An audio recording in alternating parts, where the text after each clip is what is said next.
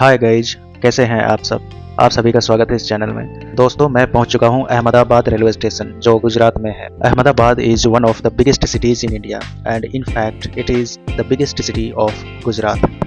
अहमदाबाद में official duty पर आया हूं। 14 और 15 सितंबर 2025 को यहाँ पर अखिल भारतीय राजभाषा सम्मेलन आयोजित होने वाला है। एक्चुअली यह आयोजन अहमदाबाद में नहीं है, गांधीनगर में है। गांधीनगर गुजरात की राजधानी है, आप सभी जानते हैं। और मेरा स्टे अहमदाबाद में ही है। अहमदाबाद से ही मैं अप डाउन करूँगा। Now I have reached the hotel where I have booked a room for 2 days. Let me show you my room. It is very clean and it was available at very low price. You won't believe if I tell you that it was available just for rupees 1000 per night. अब मैं पूरी तरह थक चुका हूँ because I have traveled for 24 hours continuously by train.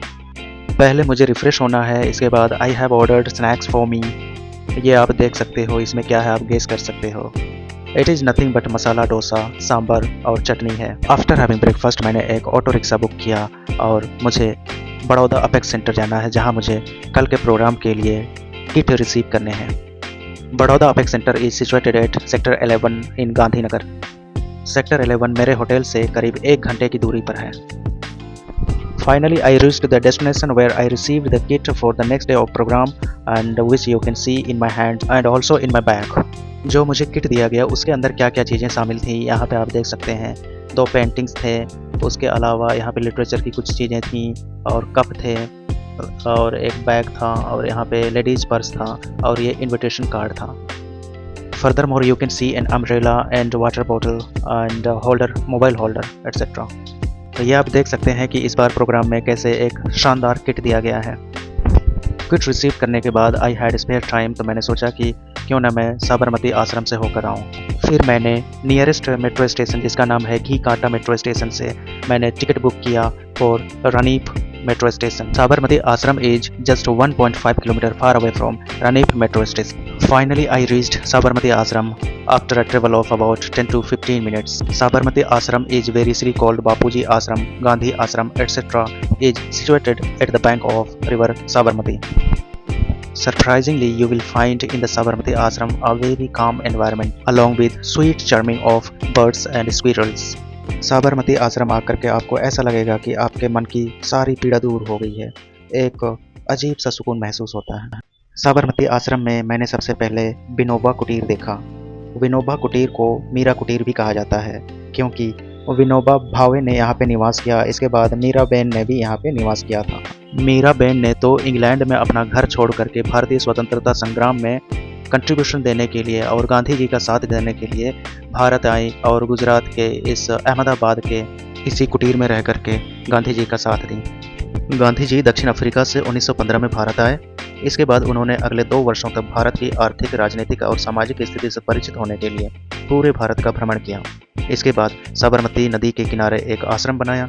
इसी आश्रम को साबरमती आश्रम या गांधी आश्रम के नाम से जाना जाता है। गांधी जी ने इसी साबरमती आश्रम को आज़ादी की लड़ाई का बेस बनाया। गांधी जी ने इस आश्रम का निर्माण 1917 ईस्वी में किया था और वे अपने अनुयायियों के साथ इस आश्रम में 1930 तक रहे। साबरमती आश्रम में मेरा अगला डेस्टिनेशन हृदय कुंज था। Hriday Kunj is one of the most important कुटीर्स इन द आश्रम, क्योंकि यही वो कुटीर है जहां राष्ट्रपिता महात्मा गांधी जी और उनकी धर्मपत्नी कस्तूरबा गांधी जी का निवास स्थान था।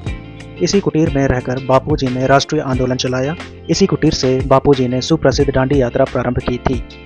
यहाँ पर आप देख सकते हैं बापूजी द्वारा प्रयुक्त असली चरखा। इसी चरखे से बापूजी ने देसी खादी कपड़े की बुनाई प्रारंभ की। बापूजी ने अपने सविनय अवज्ञा आंदोलन के दौरान देशवासियों से विदेशी कपड़ों को बैकआउट करने का अनुरोध किया और देसी कपड़ों के उत्पादन और प्रयोग पर जोर दिया था। इसी दिशा में बापूजी का चरखा महत्वपूर्ण साबित हुआ। Not only Bapuji but also his followers started producing indigenous cloths of khadi. Bapuji ने कुटीर उद्योग को प्राथमिकता दी थी। You can see a number of चरखाज in different places in the ashram. इसी से आप समझ सकते हैं कि बापूजी ने आत्मनिर्भरता पर कितना जोर दिया था।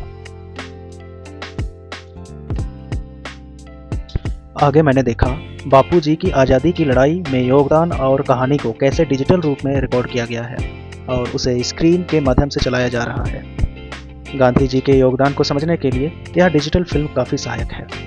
संग्रहालय में आगे आर्ट गैलरी थी जिसमें बापूजी के नमक आंदोलन को प्रदर्शित किया गया है। बहुत ही आकर्षक दृश्य है। ऐसा लगता है मानो आंखों के सामने सब घटनाएं हो रही हैं।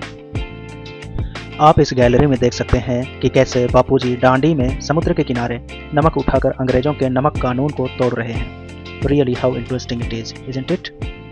Actually speaking, this ashram has a lot of stories about freedom movements. Art gallery बहुत लंबी है। इसमें आप गांधी जी से जुड़ी बहुत सारी चीज़ों को देख सकते हैं। उनके बहुत सारे ओरिजिनल लेटर्स जो उन्होंने अंग्रेजों को लिखे थे उन्हें भी देख सकते हैं। द आश्रम रियली फैसिनेटेड मी अलॉट। आप भी यहाँ एक बार जरूर आओ और अपनी आंखों से आश्रम का दीदार करो। तो आज के ब्लॉग में बस इतना ही। See you next time. Bye bye. Have a good day.